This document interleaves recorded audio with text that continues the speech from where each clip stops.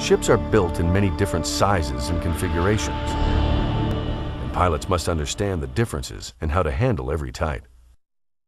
They can vary in tonnage from a small coastal freighter to a huge bulker. A lot of it has to do with the underwater form of the ships, because what we refer to is the coefficient of fineness, and that is the underwater form of the ship in relation to a block of the same length and breadth. And container ships have a different coefficient of fineness to a conventional ship loading coal, for instance, which is more like a bathtub. Yeah. So it has a much higher block coefficient. 0, 0, 0. Ships are built to meet the needs of the cargoes they carry and not always designed for maneuverability. A ship with the bridge far aft will handle differently than a cruise ship, say, with the bridge far forward. Whether a ship is laden or empty makes a difference to its sailing capabilities. And if the ship is empty and carrying ballast only, that fact must be taken into consideration. Often the decks as well as the holds are crammed with cargo, and this can greatly restrict the pilot's view of the surrounding waters. Wind and tide conditions affect the vessel as well and must be accounted for. Operators of small craft, such as pleasure boats and fishing boats, often have no idea of the restricted view a pilot has. A pilot has no way of seeing under his bow. Container ships can be loaded 6 high on the deck, in which case a line of sight forward from the bridge to the water can be many hundreds of meters in front of the bow. Any small craft entering that area is invisible to the bridge. Radar shows that the boat shown here in front of the ship is over a mile away. I mean, that's a real big one for disappearing under the bow. Like Vancouver Harbor is great, like under the bridge, and these guys are zipping around. I mean, you don't see them. Well, it feels like a minute, but it's probably, 3 or 4 seconds. But I mean, it's the old story, and it does happen. Not very often, but a guy would try and cut in front. Those outboard motors aren't the most reliable things in the world, and the guy loses his engine. I mean, there's nothing, absolutely nothing you can do with something like this. Container traffic is becoming the shipping method of choice for most commodities in this day and age. Once in a container, a product can be transshipped quickly and efficiently from ship to truck to train, and will only be unpacked at its final destination. The cost-effectiveness of this method has meant the continuous expansion of containers as a means of moving goods.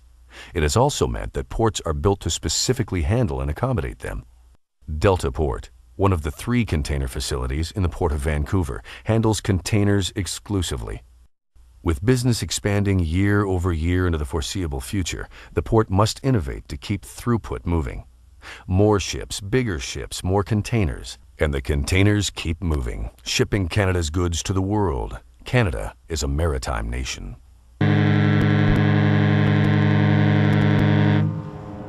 "200 meters long, 31 meters wide, and 47 meters above the waterline. Such a ship is the Star Hardanger." It's not designed for this type of operation. It's narrow channels. It's designed to go into Vancouver. Before a ship can enter a port, the BC Coast pilots must be sure that it is safe to do so.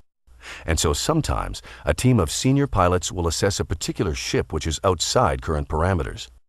They evaluate the feasibility of operation to ensure safety is not compromised. Region to Star Hardanger, we're going into Porpoise Channel there, so... To reach its destination, the ship must traverse one of the most difficult passages in Western Canada. On approaching the port, the ship passes over Agnew Bank, an area of rocky shallows, where the ship may have less than a meter of water under the keel. This causes hydrodynamic effects, which will make the ship sluggish to turn, and to sink deeper in the water, a phenomenon known as squat. Agnew Bank then drops off sharply into a channel. Dead slow ahead now. It is essential that the ship remain precisely on the ranges, as the underwater channel is extremely narrow. The ranges are 2 markers placed on the shore, so that when the ship is correctly positioned in the center of the channel, they appear as one. Steady. Midships. Port 5. In Porpoise Channel, the safe area is very narrow, less than 90 meters at the narrowest point. Precise navigation is essential. Starboard 5. High tide obscures the rocks on either side, making the channel appear much wider than it actually is. At the narrowest point of the channel, where the rocks reach far out into the water, the ship must make another turn for the safety of Porpoise Harbor. The transit must always be undertaken in daylight and always on the slack tide. High water slack is preferable, but sometimes low water slack must be used to ensure daylight. The surrounding terrain is low, offering no wind break for the ship, which can be pushed off course by the strong southerly winds prevalent in the area.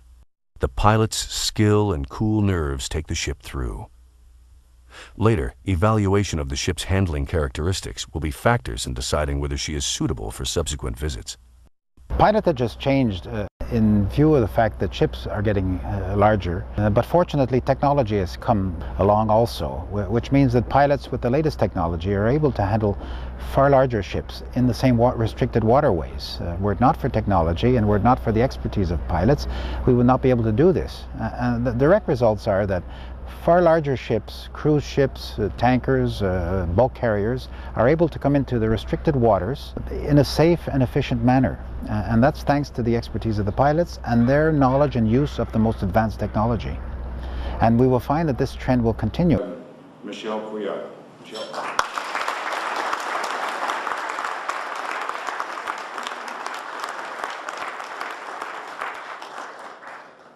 We should answer to our legislation, and we should answer to the public. That's who we're representing before the ships. That's why we get a great charge when the captain says, "Good morning" or "Good evening, Mr. Pilot." Well, Mr. Pilot is representing the people in this country, making sure that that ship is moved efficiently, safely, and that we don't have to be swimming around in oil for the next 20 years. BC Coast pilots attend regular conferences where they get together to share information and meet with their colleagues from other jurisdictions. This enables them to bring in experts who make presentations to keep them abreast of the latest technology. For the first time in the history of marine navigation, everybody on board knows where that vessel is every second. Innovation is ongoing in shipbuilding, in navigation, and in ship identification. The AIS system. The advancements in maritime navigation electronics. And as he makes some of his turns, you'll watch and see, in particular, how the vectors on the ARPA targets are swinging wildly all over the place. And yet the target on the AIS vessel stayed consistent at all times. Azimuth propulsion systems are changing the way ships handle, and as more and more ships are built along this model, the pilots must gain experience in maneuvering these new vessels. In most ships, the propeller is positioned aft and thrusts the vessel through the water. An azimuth propulsion system, however, is positioned on a shaft reaching below the vessel. The propeller pulls the ship through the water. One advantage of azimuth propulsion is that the shaft can rotate 360 degrees, making the ship more maneuverable.